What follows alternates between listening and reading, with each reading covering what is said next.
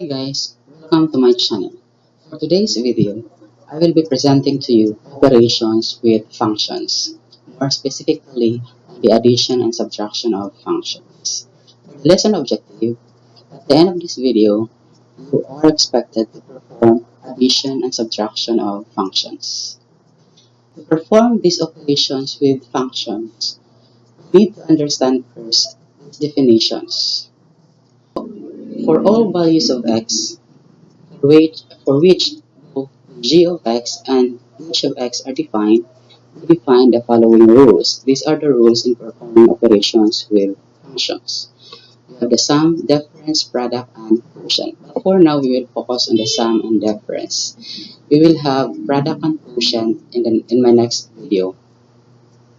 For the sum, if you are given the functions g and x of h, it goes to follow that you need to add the functions g of x and h of x.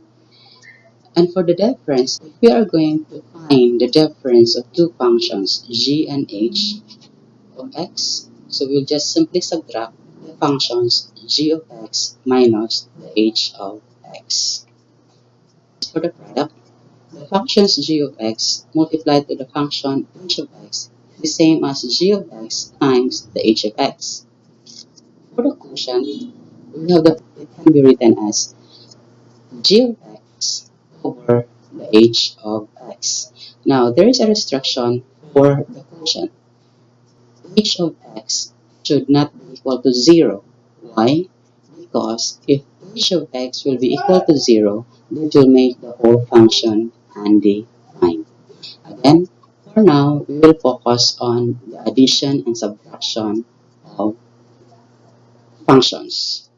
So we'll have product and quotient in my next video. I would like to emphasize that the prerequisite skill in performing operations with function is performing operations with polynomials. Our knowledge in performing operations with polynomials is very important here, and of course with signed numbers. So let's proceed to the examples.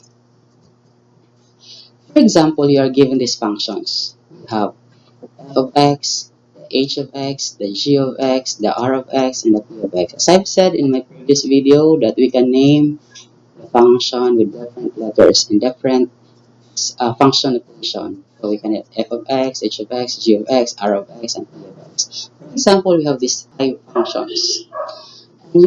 And we are to find the sum of the functions f and p. Functions f and p, the difference of the functions h and r, the sum of the functions g and p, so there's the function g and p, but take note that we have to evaluate the domain too. Unlike the first examples that our domain is not being specified. So for number 4, we need to find the difference of the functions p and h. So this is p and h. Then evaluate the domain -5. For number 5, we need to find the difference between the functions g and r. And for number 6, we need to find the sum between the functions f and h. So to start, we will have the first example. These are the given functions. The first example would be the sum of f and p of x. So our domain here is not being specified. There is x. That's the definition of sum involves the addition of these functions and this function and this function here. So this is your f and this is your p. So it can be written as f plus p of x is equal to 3 of x plus 4. Where did we get 3x plus 4? Here is the function f because it is defined here in the operation that the first function to be added is 3x plus 4. And our p is 6 plus 5x. So therefore, we have 3x plus 4, which is the f, plus, this is the plus, and the p, which is 6 plus 5x. Now, in operations with polynomials, we need to perform operations with polynomials by combining like terms. When we say like terms, those are terms having the same variable and the same exponents, and we combine also the constants. When we say the constants, those are terms with no variables. We also have to remember about the rules in performing operations with integers. In this case, we have the plus here. So the plus sign will not affect the sign inside the parentheses. So meaning, if this is the case, this will not affect all of the sign here. So we can combine directly like terms, unlike if this is negative. Because if this is negative, this will change the sign inside the parentheses. In this case, this is positive, so we can just combine like terms.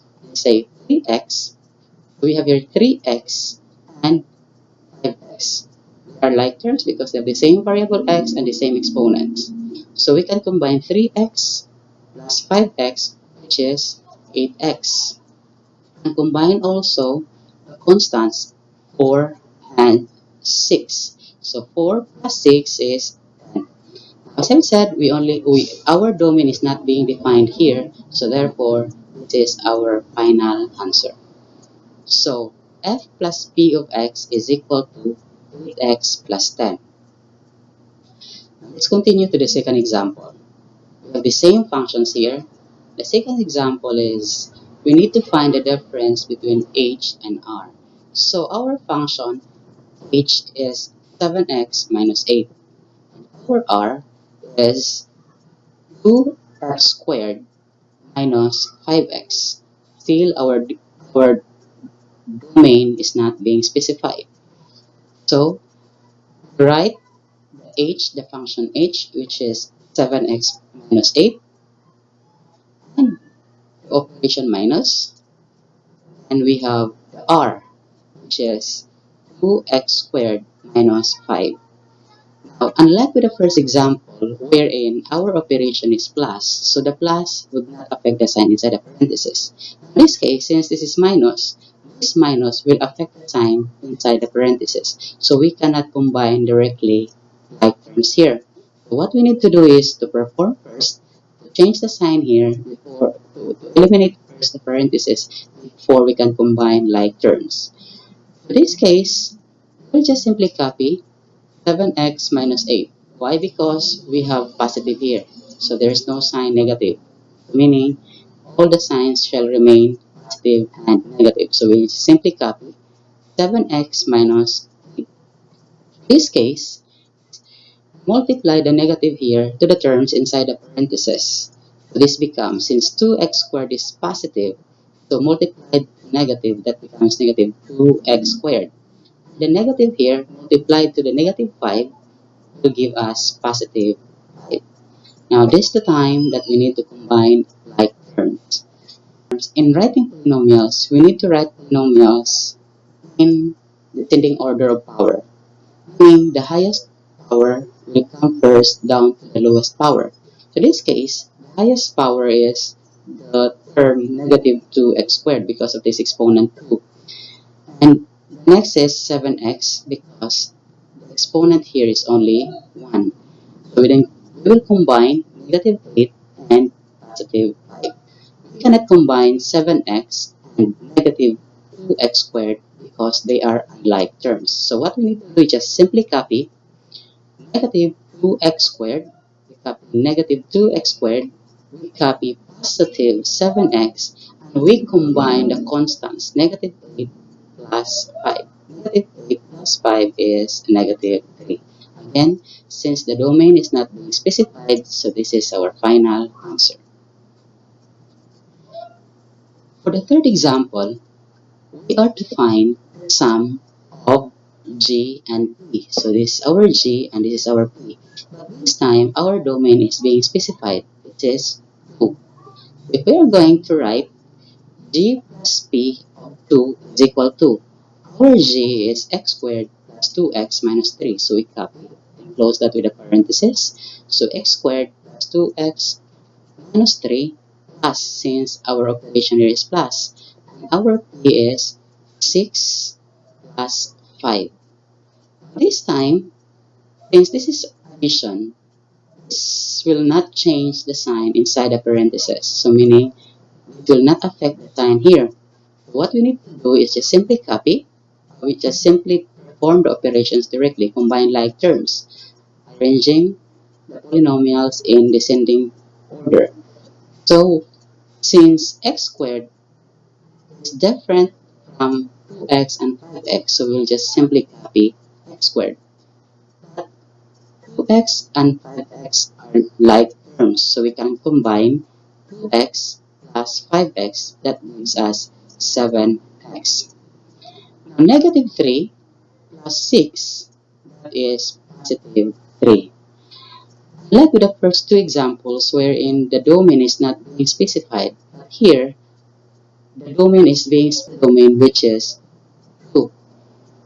So what we need to do is to evaluate this function using this domain. So we cannot stop at this point here because our domain is being specified. We will continue. To evaluate this function, we will substitute the domain to this function. So we have 2, x is 2, quantity square plus 7 times 2 plus 3. The square of 2 is 4, and 7 plus 2 is 14 plus 3. Add, this will give us 21. Fourth example, the same functions are given. We are to find the difference between P and H. So for P and the H. So to write this difference, so P minus H of negative 5, so our domain is being specified as negative 5. Our P is 6 plus 5x. We copy minus. Our H is 7x minus 8. So again, the sign negative, the sign minus here will affect the sign inside the parenthesis. But here we just simply copy 6 plus 5x. So negative times positive 7 is negative 7x. And negative times negative 8 is positive 8. We will combine like terms. We will combine 6 and 8, and we will combine 5x minus 7x. We will do perform first the like terms. So 5x minus 7x is negative 2x, and 6 plus 8 is 14, so this gives us negative 2x plus 14. Now, since our domain is specified, so we will continue by evaluating this function. So this becomes, we copy negative 2, we substitute the value of the domain, which is negative 5 plus 14. Negative 2 times negative 5 is positive 10 plus 14, that gives us positive 24. Next example, we have g minus r of 3. So our g is x squared plus 2x minus 3, and our r is 2x squared minus 5. So write the g, which is x squared plus 2x minus 3. We copy the operation minus. Then the r is 2x squared minus 5. Again, this is minus, so we will change the sign inside the parenthesis here. In the second parenthesis, we copy the first three terms. So we have x squared plus 2x minus 3. Positive 2x squared times the negative here, so that becomes negative 2x squared. And negative 5 times the negative here, that becomes positive 5. This time we'll combine like terms. So we have x squared and negative 2x squared. We'll perform x squared, positive x squared minus negative 2x squared, that gives us negative x squared. There is an assumed coefficient 1 here, numerical coefficient 1 here. We will just simply copy 2x, and we combine negative 3 plus 5. So negative 3 plus 5 is positive 2. Now this time our domain is specified as 3. So we will substitute 3 to this function. So that gives us the negative copy. We copy the negative. Then we have here x, we change that with 3. We copy the exponent 2. We copy here the 2. Substitute 3. We copy plus 2. Now, of the square of 3 is 9. Since we have here the negative outside the parenthesis, so that gives us negative 9. 2 times 3 is 6 plus 2. Negative 9 plus 6 is negative 3 plus 2 is negative 1. For the last example, still given the same functions, you are to perform the sum of f plus h. So again, f is 3x plus 4 and the h is 7x minus 8. So this is 3x plus 4, which is 4f. We copy the plus, which is the operation here, and the h is 7x minus 8. So this is 7x minus 8. And since this is addition, so what we need to do is just simply combine directly all those like terms. So addition will not change the sign here, so we'll just combine directly. So this is 3x plus 7x, that gives us positive 10x. Then 4 plus negative 8, that gives us negative 4. And since we are being specified by the domain, which is 2 over 3, we will substitute this one to this function. So that gives us 10 times the x is 2 over 3 minus 4. We multiply 10 times 2 is 20, which is 20 over 3. Do not multiply 10 times 2 and 10 times 30, that is wrong. Then it's assumed to have a denominator 1. So 10 times 2 is 20. Then assume denominator 1 here with the 10. So we have 1 times 3 is 3. Simply copy negative 4. Now this time we need to simplify. Since this is a fraction, this is a whole number, and every whole number is assumed to have denominator 1. We need to combine these fractions into one fractions by finding the LCD. Now, for this example, for these fractions, our LCD would be 3. So 3 divided by 3, 3 divided by 3 is 1, multiplied to 20 is 20, so here is 20. Then we copy the minus. 3 divided by the assumed denominator of 4, which is 1. So we have here 3 divided by 1 is 3 times 4 in the numerator is 12. So 20 minus 12 is now 8 over 3. Okay, so hopefully you have learned something, but before that, I need you to start practicing these functions here. Given the functions, given these functions f, g, and h, you need to find the sum of f plus g for this function and this function. Then the difference of h and f, the difference of h and f, and the sum of g and h. So try this at home. So before I go, I will leave this to you. The only way to learn mathematics is to do mathematics. That's by Paul Halmos. So hopefully we will start practicing mathematics, performing mathematics, because that's the only way to learn mathematics. Thank you and